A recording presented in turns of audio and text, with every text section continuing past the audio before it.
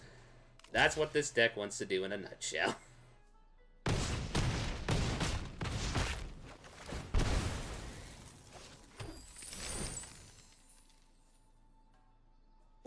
We'll now have the one that is untapped. And I think we got this game. And the opponent's like, yeah, you got this game. Yes! Okay, that could not have gone more perfect, even if I wanted it to.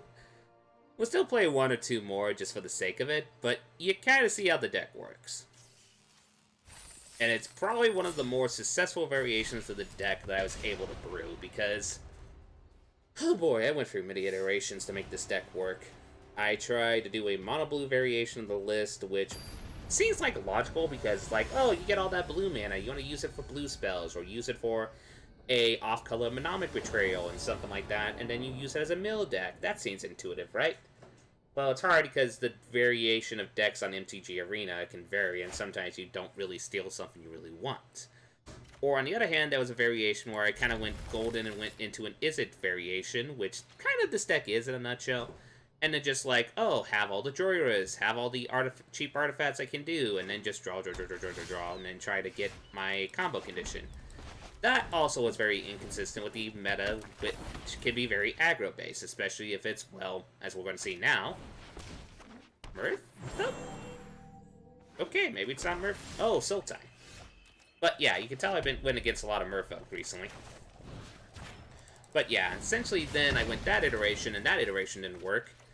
And then I re-looked at the card Storm the Vault again, and I was like, okay, maybe I'm looking at this wrong. Maybe I just need to look at it as a way to get some additional pieces of mana by being able to attack in. So what decks can attack relatively easy? And then my brain came to, well, mostly the decks that can do it relatively decently is mono-red aggro. And, well, that's how this list kind of came to be. So, we're going to attack. We're going to see if they have Skullduggery, which you see some people play.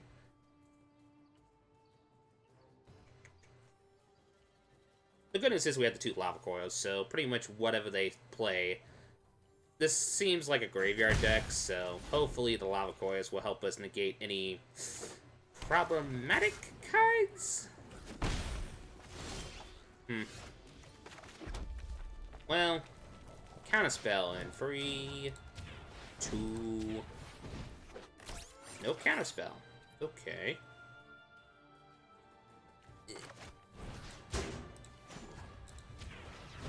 I'm gonna do this now, just to power up my Steamkin a little bit, and to make this a 2/2. So we're going to attack in.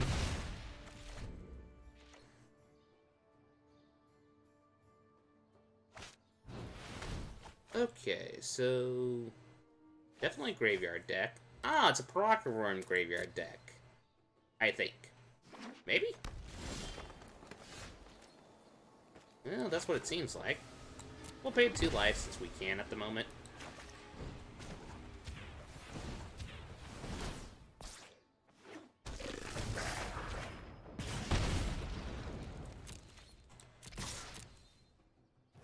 There we go.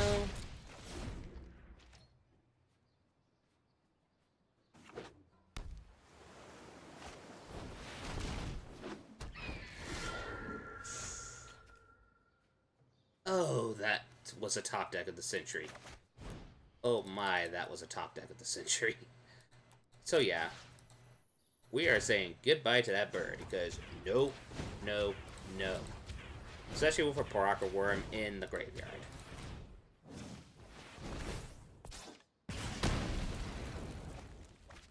And as you can tell, even if I don't get off with, if I don't get get away with the Storm the Vault combo, I can still just go win with just a standard red aggro list. Are you kidding me? Oh. Well, the opponent realizes they can't survive that, so we won. Okay, no, that was pretty good.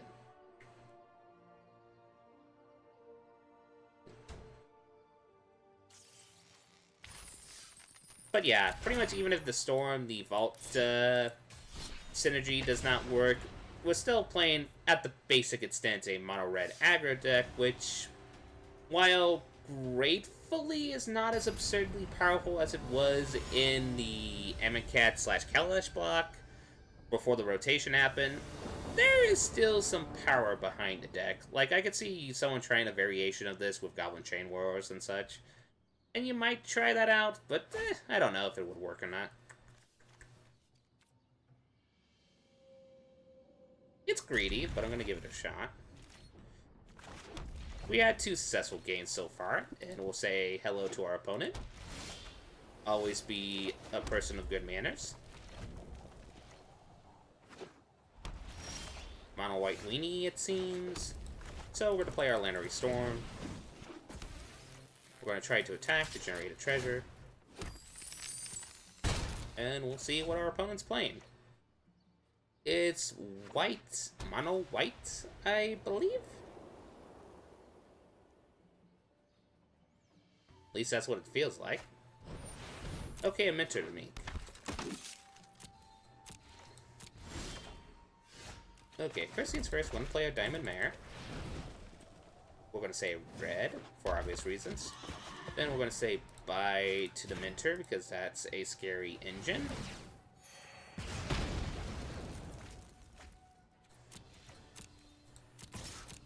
And then we generate more treasure. We're going to end the turn. We have a Shivan Fire still if they get any other more problematic threats. Like that.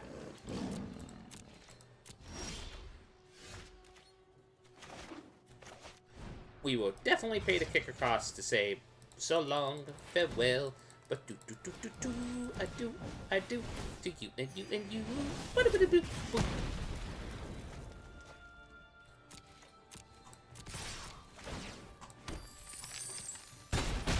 There we go.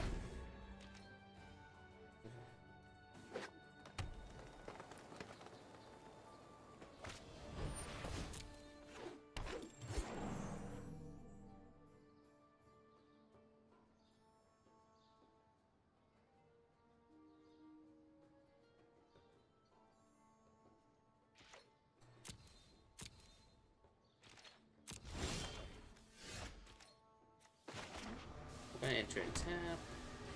We're going to say doo-doo.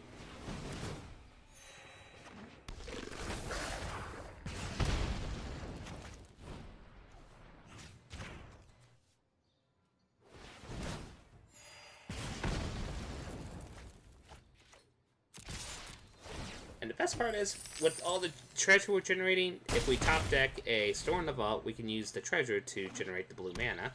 So we do have the Steam Vents, so...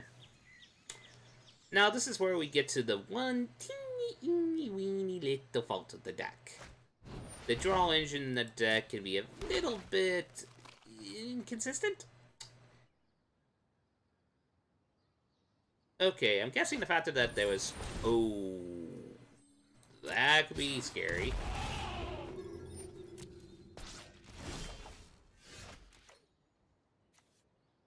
Five, six, 7, 8. Oh, that was a top deck. So we're gonna say 4 mana.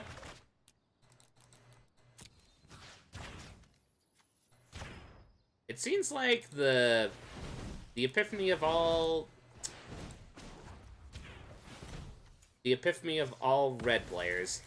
Come on, good top deck, good top deck. And then we got a good top deck. So we're gonna resolve, get mana. We're going to power up Lannery quite. We're going to give Lanny quite a big buff. We're going to say that. Even our opponent was like, that's pretty awesome. We appreciate the opponent being a good sport. And then we're going to end the turn.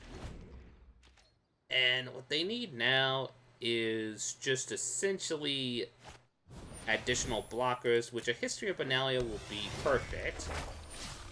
And then they just have to don't play the Lotsodon, you have enough blockers. But we do technically have the Banefire, so... Opponent, you could have survived. Well, okay. I guess the opponent was like, nope, I'm not dealing with this. And nevertheless, that is my take on Storm the Vault. We only seen it in the first game, unfortunately, but the first game was kind of bananas. So, I hope you enjoyed this deck tech. I'll show you the list. I call it Burn the Vault. I'll make sure I upload this list on a link down in the captions below. I hope you all enjoyed the video. It was fun to try to get this deck working. I have to admit, I went through many iterations and was kind of knocking my head on the wall, metaphorically speaking, of course.